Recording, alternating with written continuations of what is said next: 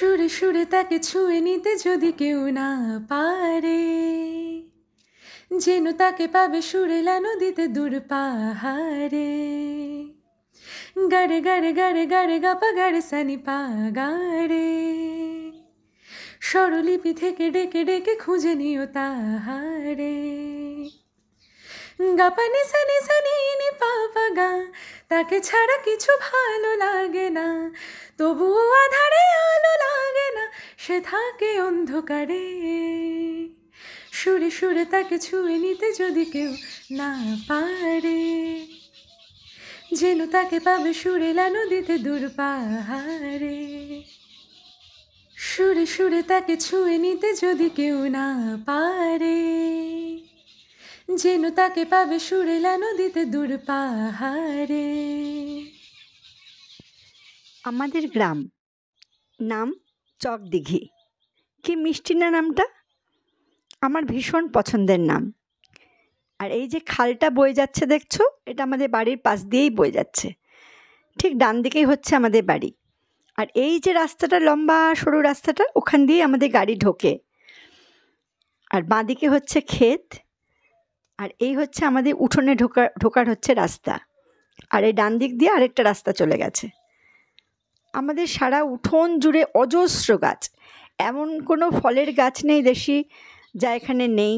সবজি গাছ প্রচুর, এমনকি সজনে গাছও। আমি তো প্রচুর সজনে ফুলও নিয়ে আসি। গেলেই আমাকে ডাব খেতে হবে, শীতকাল হলে যদি রাত্রে থাকি তাহলে খেজুরের রস খেতে হবে। দেখো প্রচুর কলা গাছ, প্রচুরে। আমার শ্বশুরমশাই 2 হাত ভরে এখানে গাছ লাগিয়েছেন। দেশভাগের পর যখন এখানে অত বড় ফ্যামিলি নিয়ে সবাই চলে এসেছিলেন, তখন আমার শ্বশুরমশাই সবাইকে আগলে নিয়েছিলেন। সমস্ত ভাই বোনদের নিজের হাতে মানুষ করেছেন, বড় করেছেন, বিয়ে দিয়েছেন। তাদের চাকরি বাকরি সমস্ত কিছুর আমার এই শ্বশুরমশাইয়ের হাত ধরেই। তো এই বাড়িতে, এই বাড়ি যখন বানানো হয়, এই বাড়িতে সবাই ওঠে। বাড়িটা ছোট হলো, ছোট ঠিকই, আর মেম্বার প্রচুর ছিল ঠিকই, কিন্তু তাতে কোনোদিন কোনো অসুবিধা হয়েছে বলে শুনিনি। আর আমার শ্বশুরমশাইকে সবাই ভীষণ মানে। আর শুধু নিজের মায়ের পেটের ভাই বোন না, কিন্তু জ্যাঠতো খুড়তো সব ভাইরাও কিন্তু একই সঙ্গে তারা কিন্তু এখানে থাকতেন। আর সবার এখানে কিন্তু কোনো জ্যাঠতো খুড়তো ভাই বোন বলে বলা হয় না, সবাই কিন্তু যেন একই মায়ের পেটের ভাই বোন। তো এইরকমই ছিল আন্তরিকতা, একাত্মতা। তো সব ভাই বোনকেই কিন্তু আমার শ্বশুরমশাই মানুষ করেছেন।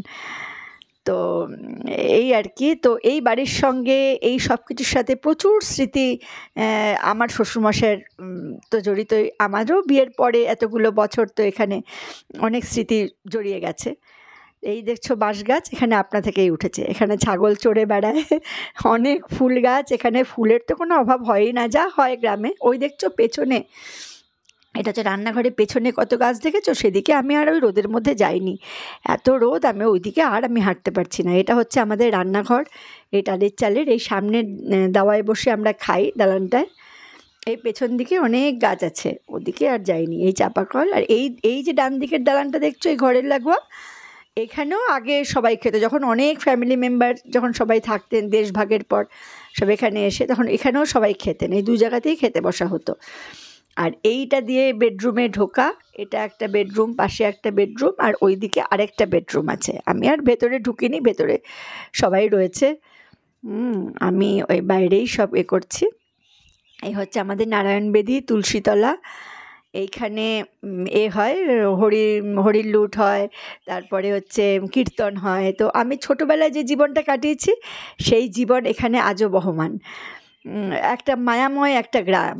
এখানে কি যে, এখানে একটা অন্যরকম সকাল হয়, এখানে একটা অন্যরকম সন্ধে হয়, এখানে রাত হচ্ছে ভীষণ অন্যরকম, ভীষণ মায়াময়। আমার হাজব্যান্ড বসে কাগজ পড়ছেন, আর ইনি হচ্ছেন আমাদের কেয়ারটেকার দাদা। কেয়ারটেকার বলে পরিচয় দিচ্ছে ঠিকই, কিন্তু আমাদের ফ্যামিলি মেম্বারের মতনই। আমার ভাসুরও বসে আছেন, আর এই আমাদের বাড়ি।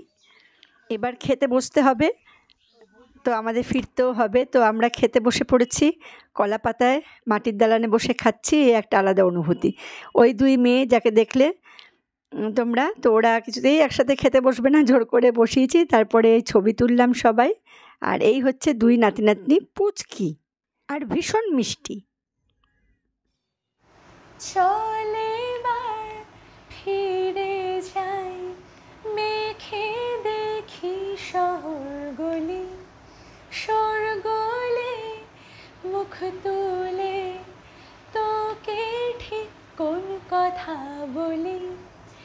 আমিও আদরে পড়ছি ধরা, আমিও আদরে পড়ছি ধরা। এই তো আমি চাই মাগবো গায়ে সোনা, হাত বাড়ালে ছাই, আবার কখন ঘিরছে আমায় চাদর সকাল, ভাঙছে আওয়াজ ঘুম